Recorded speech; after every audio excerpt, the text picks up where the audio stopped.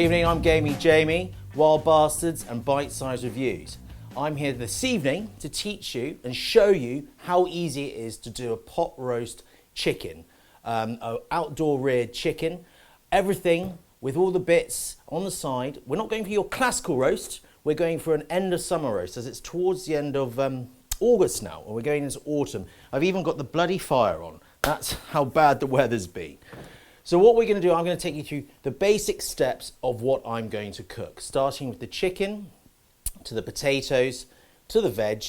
So what is coming into my favourite part of the year is using bread sauce. So what we have here for the veg, the greens, we've got one of my favourites here, which is the humble garden pea with onions and garlic. And all I'm going to do there is once the chicken is cooked, is I'm going to fry that down really gently with a bit of the old Loader's Wild Bastard cider. So for my potatoes that we've got here, the humble potato, I'm not doing roasties tonight, we're going to keep this slightly healthy. We're just going to do boiled potatoes in one of the bay leaves from my garden outside, a little bit of Cornish sea salt in there. So you've got your greens, the peas, onions and garlic, the potato, really simple. Then we're coming to something even simpler, the bread sauce. So what we have here is we have some whole milk. We have about just over half a pint of whole milk with an onion in. We're going to put a juniper berry in. These are like little bloody, like rabbit's droppings. Then we got some ground nutmeg, and I'm just going to use this lovely mother of pearl spoon. Literally, that's how much you put in. Boom. I'm using clove powder today because it's a quick way to get the flavour in, and literally just about that much. That was a smidgen, if you ask me. Last but not least, I've got the star anise. But what I'm going to do is I'm just going to break one little bit off because that bastard is bloody strong. That goes straight in. So I'm going to put that on the boil, bring it to the boil, and then bring it to the simmer for 20 minutes, and that's, you've got to use that 20 minutes on a very light bubble. And what I've done earlier is I've got some good breadcrumbs, put it in my magic mix, ground them up. I've got a couple of bays in there just to give it some flavour. And once that has basically made the onion softened, I'm going to take the onion out, put the breadcrumbs in, and it's going to thicken up and it's become this beautiful bread sauce. So that's that side of the meal this evening. Then we're going to come into the rock and roll, Rocky fella. This is chicken, roast bloody chicken. It's what everyone loves. It's a household favourite. And everything I'm doing tonight, this roast chicken is going to feed a family of 4, 2 adults, 2 children, shall we say, and it's going to feed them for 4 nights on a budget of 17 quid. So now we come on to the chicken. We're doing a pot roast, not a traditional roast chicken. But what we got here, I like to cut the wings off because I use that as a base on the bottom of the pot to hold the chicken up with the parson's nose. What I have here is I have the stuffing. The chicken's in the pot, but I'm going to show you that in a minute. I've got a bit of a blue Peter here for you. I'm going to make those into sausage rolls this week. So that's another meal throughout the day using what I did on the £17 budget for a family of 4. But what's in there is apples, an onion, garlic, sausage meat, and some of our bread mix we made earlier, or breadcrumbs we made earlier. And that's just blitzed up and stuffed up, gave the good chicken a good stuffing with a bit of salt and pepper.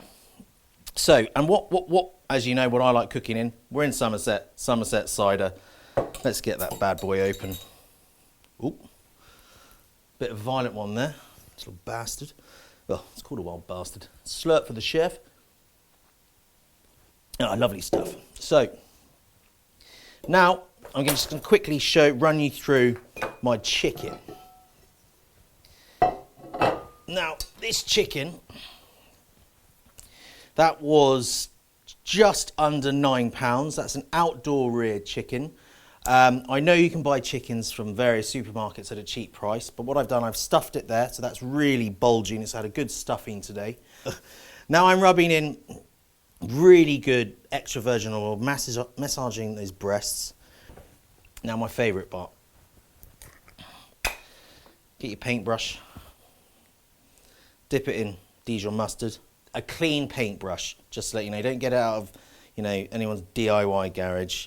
and then sue me, and then say, Gamey Jamie said to get out the turpentine on the chicken. Bit of my favourite, Cornish sea salt, a little bit of seasoning,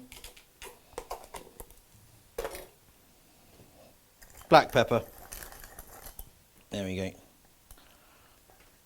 bit of black pepper. I love this. I bought this in Sarajevo when I was about 10 years old. Can you imagine? I went to Sarajevo when I was 10. Now, I've got some really good bacon here. This is dry cured smoked bacon. And what we're going to do is this is what's going to keep the moisture in. But overlap, so one bottom side, one leg side, I call it. Bottom side, leg side.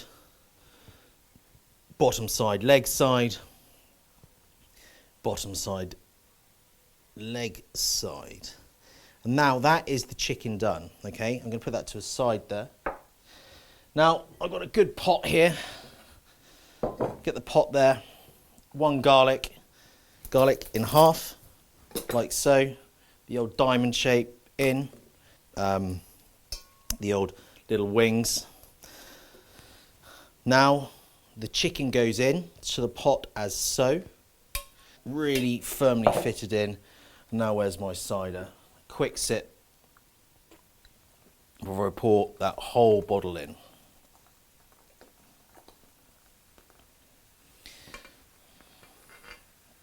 There we go.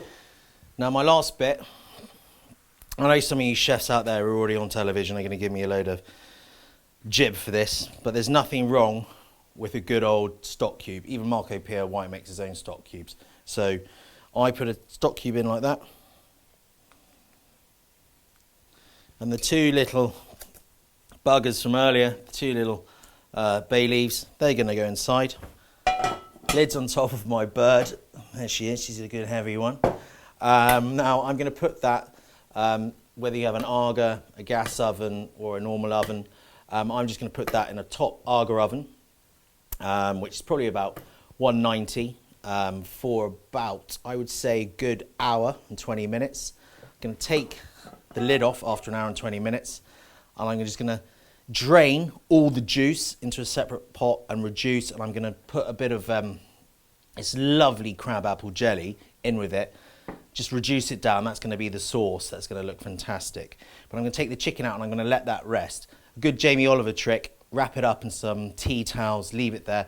He says, which I kind of agree with him, is to, you know, wrap it up as long as you cooked it. But while that's resting, I'm going to do the potatoes, as I said earlier, salt, water and bay leaf, the humble pea, or shall I, the petit pois, peas at the bottom of the garden with onion and garlic, a little bit of the sauce from the chicken, and make the bread sauce.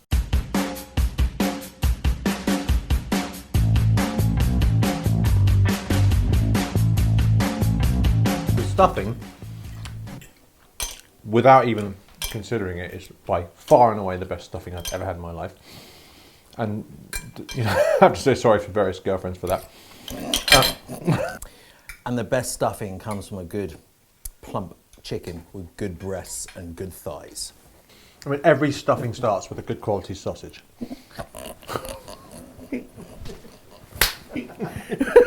But the point is, I've eaten a lot of chicken dinners in my life. I'm 47 years old. I couldn't even begin to tell you how many chicken dinners I've eaten in my life.